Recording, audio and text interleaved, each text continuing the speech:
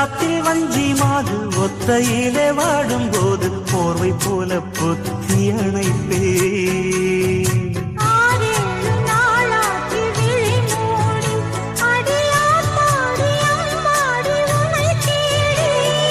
நீதானே மானே என்